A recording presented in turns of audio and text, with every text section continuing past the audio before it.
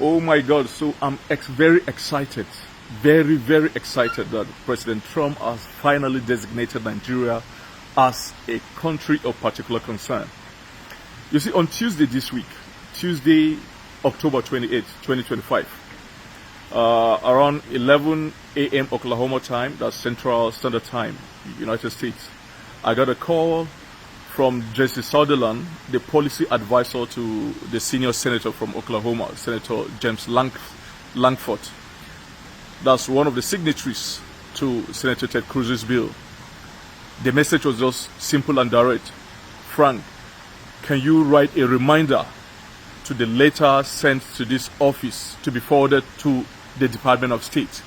So the Department of State, that is the office of the Secretary of State of the United States, Marco Rubio, was asking for a reminder because they don't want to act so moto. They want to act as a response to a call made by Nigerians. So I wrote that letter immediately and sent to the office of Senator James Langford. That was on Tuesday, October 28, 2025. And today, which is Friday, October 31st, 2025, by 12:29 p.m., Jesse Sunderland, the policy advisor to Senator Langford, called me. And his message was just direct. Hold on, the senator wants to speak with you. And Senator Langford was like, Frank, the president has just designated Nigeria as a country of particular concern.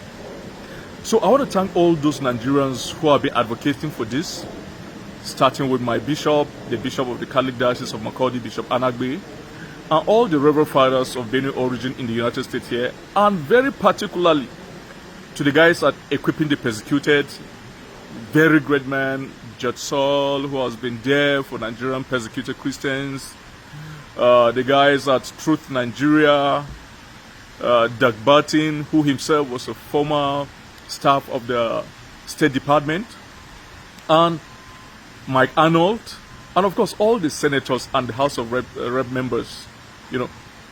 Trump has officially designated Nigeria as a country of particular concern, which was our call. When Yerwata happened on June 13 and 14, I told myself that Yerwata would be the catalyst for a lot of things to happen to shake the very foundation of Nigeria in the war against terrorism, especially Fulani terrorism and the genocide against Christians in Nigeria. Yerwata served as a catalyst. The killings of 13 and 14. And so I want to say, my kinsmen in their graves, they'll be happy that the world is taking an action over the genocide that has happened. But very importantly, we so much desire this country of particular concern designation because it will change a lot of things. First of all, a lot of people were asking the implications. I've said it in several of my videos. There'll be trade embargo in Nigeria. There'll be arms. They are not doing anything with the arms. They are giving arms to soldiers, and soldiers are just shooting in the sky anytime these Fulani come to kill people. Nigeria have been crying for Tucano all this while. They've given Nigeria the Tucano US, and they've done nothing to stop this. Okay, if you go through Trump's statement very well, he say, I'm hereby designating Nigeria as a country of particular concern. And that is the list of it. Observe that. He say, and that is the list. The list is the designation. The most important thing is what comes on after this designation. These guys have the list of all those guys who are doing these things. They will freeze their accounts. They will place a travel ban on them. They will freeze their assets all over the world. They will go after them. And when it is becoming too hot, they will intervene directly themselves. The way they release some stuff to Iran. So the way the Air Force base is just right here where the two B-2 Spirit bombers are. It's just right here. And then they will go after after their transaction, their financial transaction, because most of those guys, they transact with the American dollars and they transact using Visa card and Massacre, and so it goes to American financial institutions. They have the names of these people. These people are in the federal government of Nigeria, the sponsors of this Fulani Jihad, the genocide in Nigeria. They are in the state government as governors. They are amongst the traditional institutions, from the top echelon of the Islamic traditional institutions in Nigeria to the Emirates, all the emirs. All these chiefs around in Nasarawa State are also involved. So the United States, so every patriotic Nigeria, those of us who call for this designation as the most patriotic Nigeria, because we want a solution. The solution was at hand and the government could not use it for political correctness, still protecting the sponsors of these killings. So right now with this designation, it is a notice to the entire world that genocide of Christians is happening in Nigeria.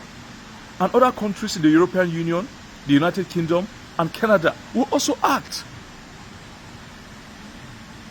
So we are very happy with this designation. And right now, after this designation, we are going to continue following this matter to make sure that the other repercussions are put in place. Sanction of these guys, blocking their accounts everywhere, freezing their assets, naming them, and possibly arresting them in some other countries. So we will not relent. We want to thank everybody involved in this.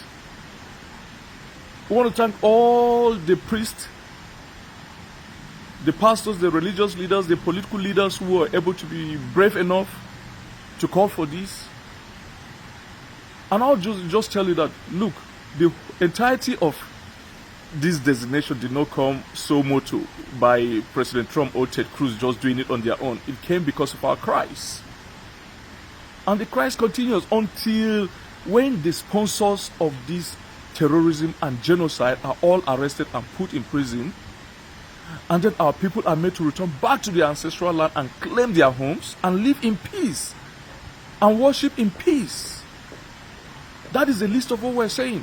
So when President Trump is saying this is the list, the designation is just the list, there are a lot of things coming. The sponsors should brave up. They should brace us. There are a lot of things coming. This is just a list according to President Trump. Some of us know the list. And finally, you know, these people will be talking in Nigeria. They thought they are deceiving the United States, but they are deceiving themselves. You find these people say, no, Nigeria, there's nothing like Christian genocide going on. There's peace, there's this, there's that. Look, the United States is the compendium of every intel happening in Nigeria. Everything happening up to your house, those guys have the information. For goodness sake, you are using their technology. You are using the phone. You are using the SIM card that has the chips. You are using electronic passport, e-passport, satellite imageries. You think those of you, the sponsors, you think you make secret calls by making encrypted calls through WhatsApp? They own the WhatsApp. They own the messenger.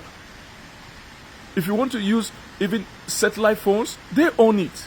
They own this technology. They know all these things. So you begin to deceive yourself that, oh no, this is not happening. They know all these things. I've sat down with many of them.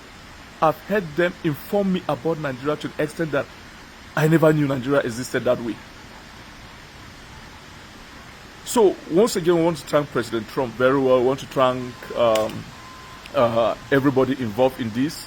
Bishop Anagbe of Makurdi Diocese, equipping the persecuted, Judge Saul, Mike Arnold, Doug Barton, Emmanuel Ogebe, my guy Steve Enada in Atlanta, you know, the Igbo veterans in the Nigerian, in the American service, you know, they are known as AVIT, you know, Association of Veterans of Igbo in Diaspora, you know, and many of these other guys.